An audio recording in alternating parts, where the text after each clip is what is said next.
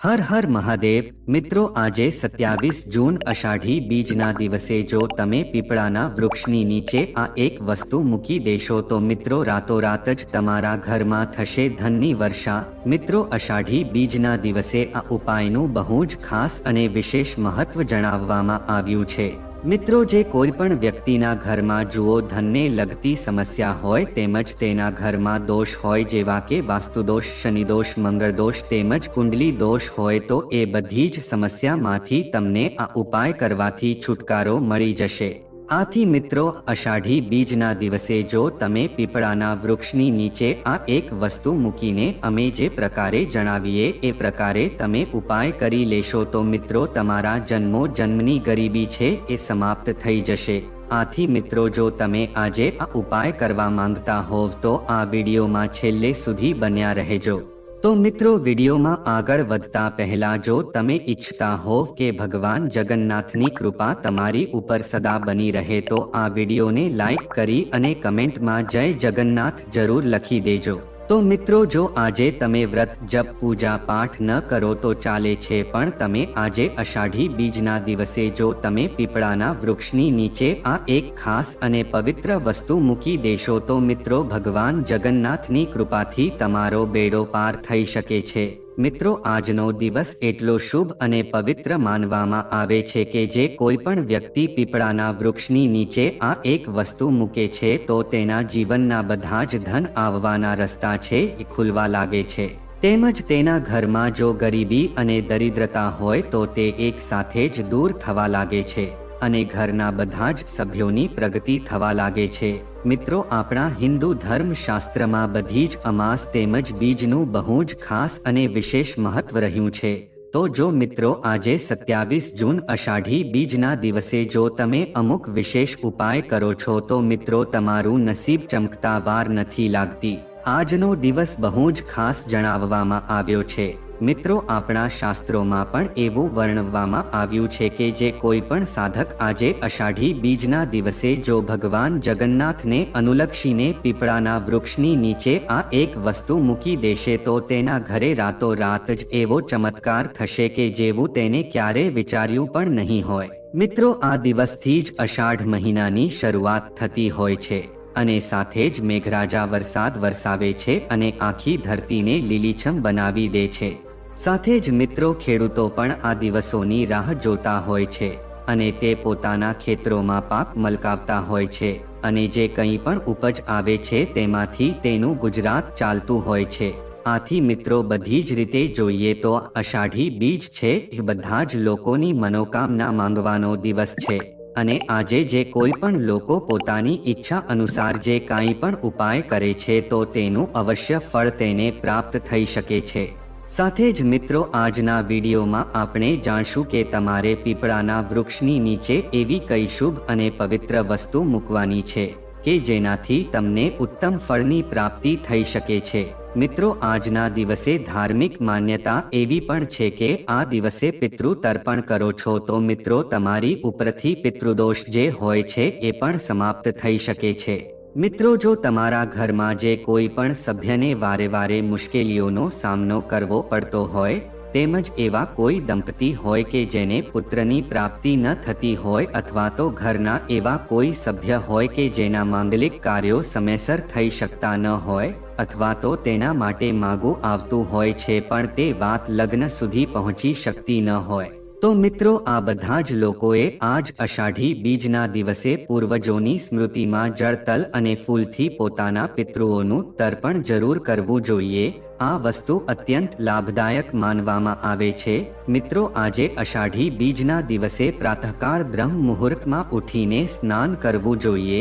તેમજ જો મિત્રો આનાથી વધારે સંભવ હોય તો તમારે ગંગા, યમુના અથવા સરસ્વતી જેવા તીર્થ સ્થાનો તેમજ પવિત્ર નદીઓમાં સ્નાન કરવું જોઈએ। અથવા તો આ વસ્તુ સંભવ ન હોય તો મિત્રો તમારે ઘરે જે પણ પાણીથી તમે નાવ છો એ પાણીમાં તમારે થોડું ગંગાજળ ભેળવીને નાહવું જોઈએ। આનાથી મિત્રો તમે પવિત્ર નદીઓમાં સ્નાન કર્યા જેટલું જ ફળ પ્રાપ્ત થઈ શકે છે। તેની સાથે જ મિત્રો જો તમે આજના દિવસે જળમાં તલ અને ફૂલ નાખીને સ્નાન કરો છો તો પણ તમને બહુ જ શુભ ફળની પ્રાપ્તિ થઈ શકે છે। તેની સાથે જ મિત્રો તમે આજના દિવસે પીપળાના વૃક્ષમાં આ એક વસ્તુ નાખીને વિધિ વિધાનની સાથે આ ઉપાય કરશો તો મિત્રો તમારી સમસ્ત મનોકામના છે પૂર્ણ થઈ શકે છે।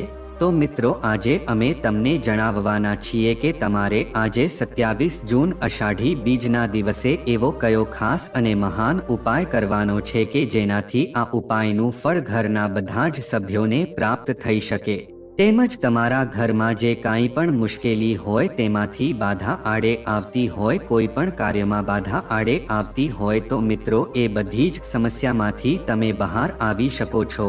મિત્રો અષાઢી બીજના દિવસનો મોકો છે એ તમે ભૂલથી પણ જવા ન દેતા। આ અષાઢી બીજ છે એ વર્ષમાં માત્ર એક જ વાર આવે છે કે જે દિવસે તમારે પીપળાના વૃક્ષની નીચે આ એક વસ્તુ જરૂર મૂકી દેવી જોઈએ। તો મિત્રો એ ઉપાય વિશે આગળ વધીએ એના પહેલા જો તમે હજી સુધી આ વિડીયોને એક લાઈક ના આપી હોય તો 1 કલાક જરૂર આપી દેજો અને આ ચેનલને પણ સબસ્ક્રાઇબ કરી લેજો કે જેથી કરીને આવા જ વિડીયો તમને દરરોજ પ્રાપ્ત થતા રહે। સાથે જ કમેન્ટ બોક્સમાં જય જગન્નાથ જરૂર લખી દેજો કે જેથી કરીને જગન્નાથની કૃપાથી તમારા ઘરમાં હંમેશા ધન ધાન્યની કમી ના રહે। તો મિત્રો આવો હવે આપણે જાણીએ કે તમારે આજે અષાઢી બીજના દિવસે પીપળાના વૃક્ષની નીચે એવી કઈ શુભ વસ્તુ મૂકી દેવાની છે કે જેનાથી તમારી બધી જ મનોકામના પૂર્ણ થઈ શકે। તો મિત્રો તમારી આજે અષાઢી બીજના દિવસે સૌપ્રથમ બ્રહ્મ મુહૂર્તમાં ઉઠી જવું જોઈએ। જો તમે મોડા જાગીને આ ઉપાય કરો છો તો મિત્રો તમને આ ઉપાયનું કોઈ ફળ પ્રાપ્ત થઈ શકતું નથી। આથી તમારે બ્રહ્મ મુહૂર્તમાં ઉઠીને સૌપ્રથમ સૂર્યદેવને જળ અર્પણ કરી દેવું જોઈએ અને ઘરમાં સાફ સફાઈ કરીને પોતાના દેવી દેવતાઓની પૂજા અર્ચના વિશેષ રૂપથી કરી લેવી જોઈએ।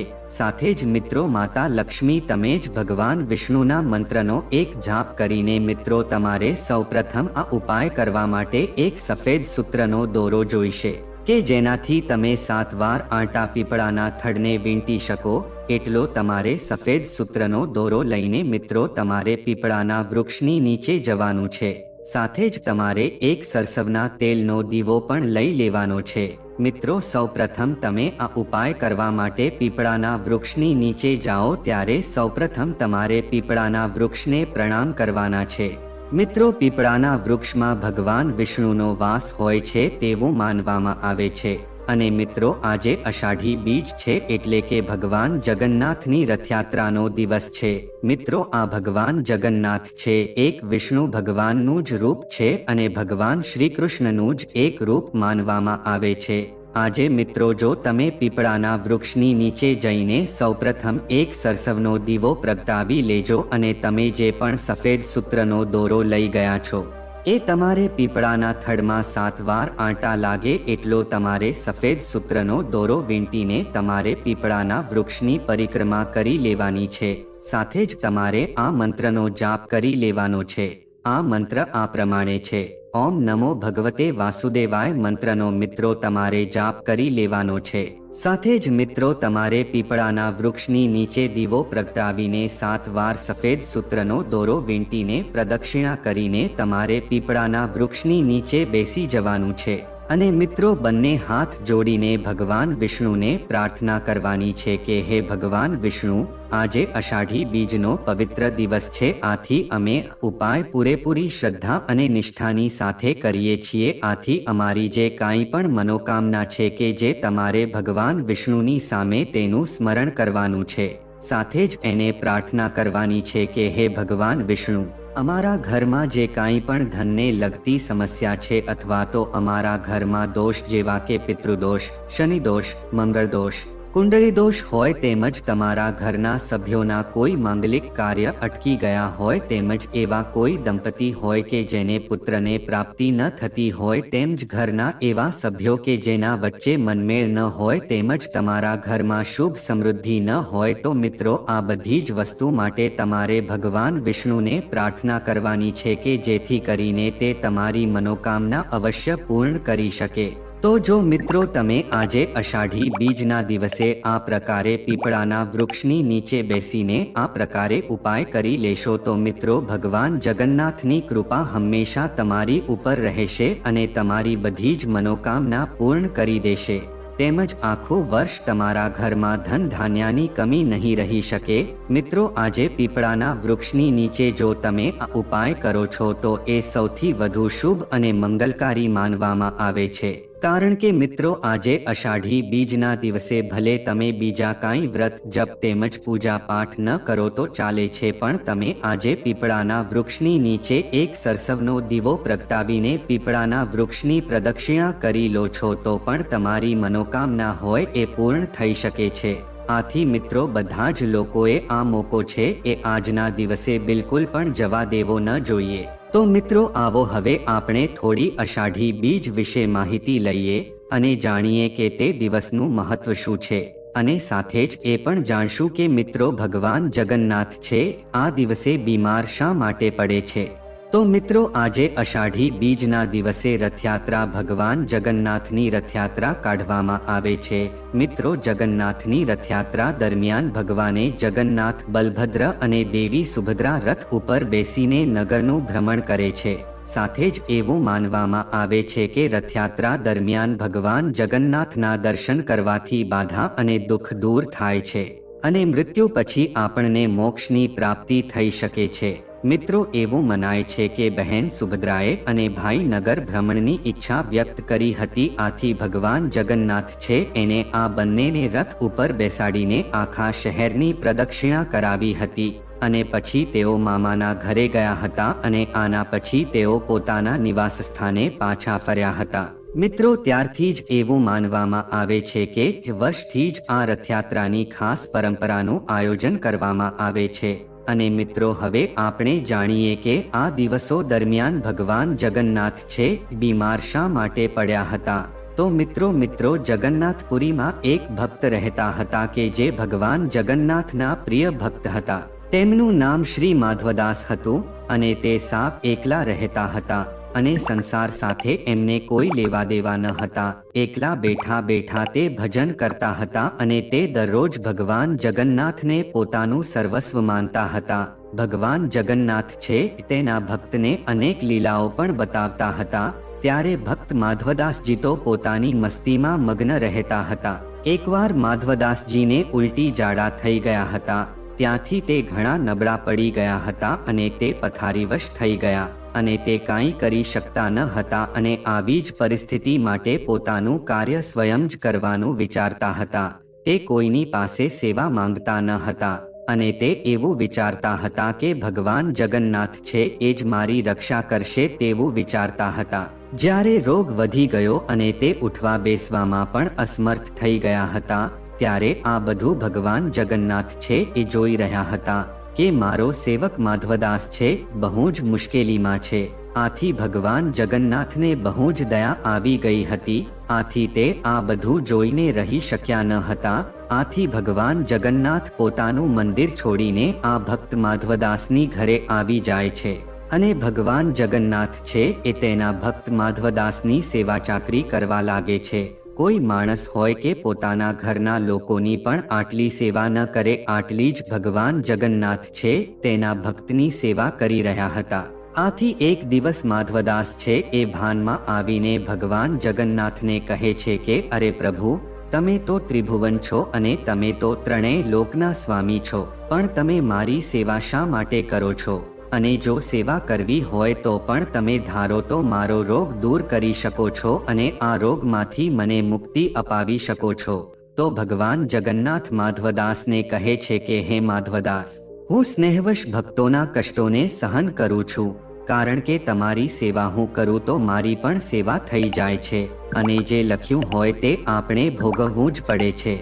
અને જો આપણા ભાગ્યમાં જે કાંઈ પણ લખેલું હોય એને તો ઈશ્વર પણ મટાડી શકતા નથી અને જેવું જે કોઈ વાવશે એવું જ તે લડશે.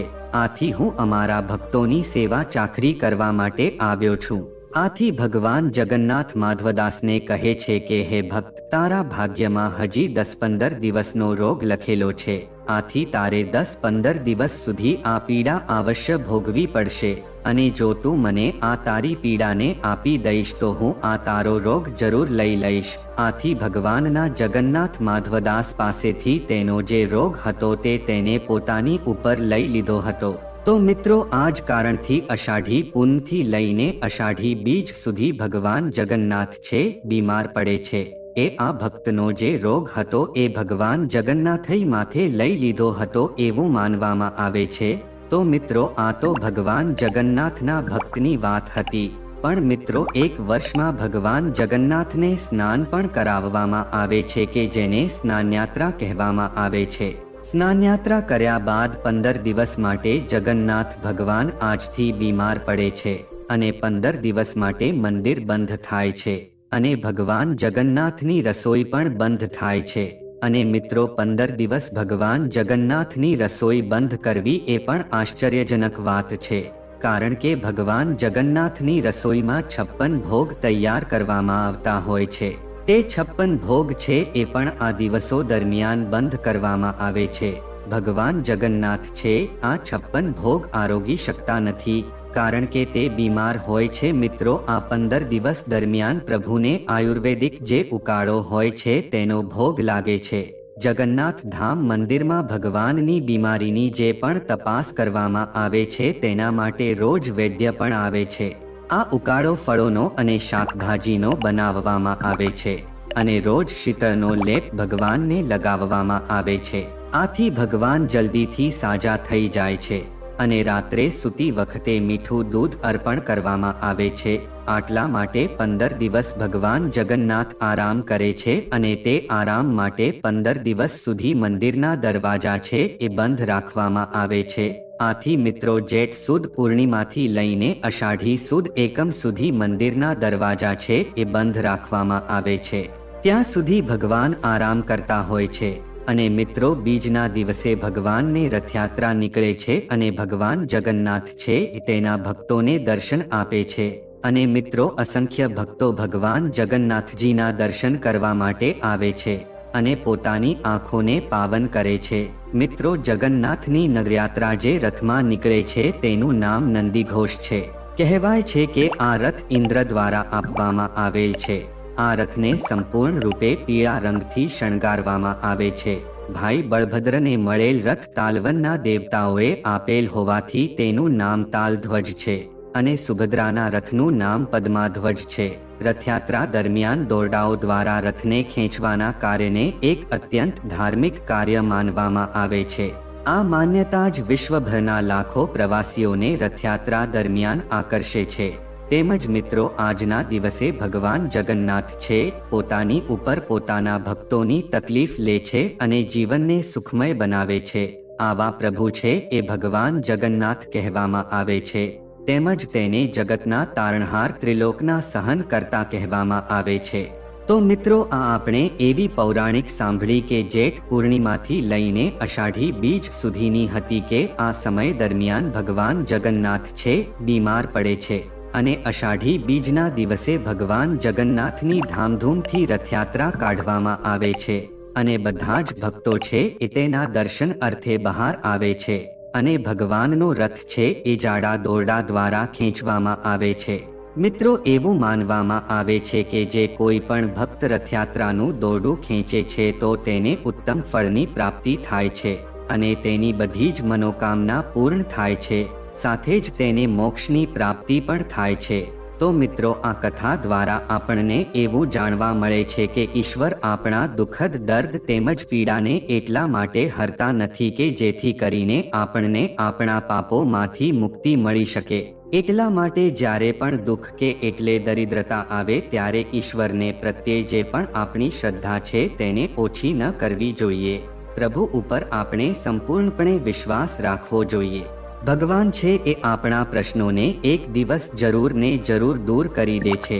મિત્રો, આપણા જીવનમાં જે કાંઈ પણ દુઃખ તેમજ સમસ્યા આવે છે તો તે આપણે એક એવી અગ્નિ પરીક્ષા હોય છે કે જેમાં આપણે પાસ થવું બહુ જ જરૂરી માનવામાં આવે છે.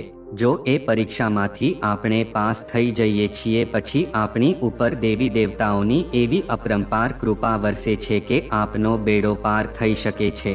આથી જે કોઈ પણ ભક્તો પ્રભુની સાચા મનથી એ સેવા કરે છે તેમજ તેમની પૂજા પૂર્ણ રૂપથી કરે છે તેમજ પ્રભુનું સ્મરણ કરે છે તો તેને ઉપર ભગવાન છે એ હંમેશા કૃપાદ્રષ્ટિ રાખે છે।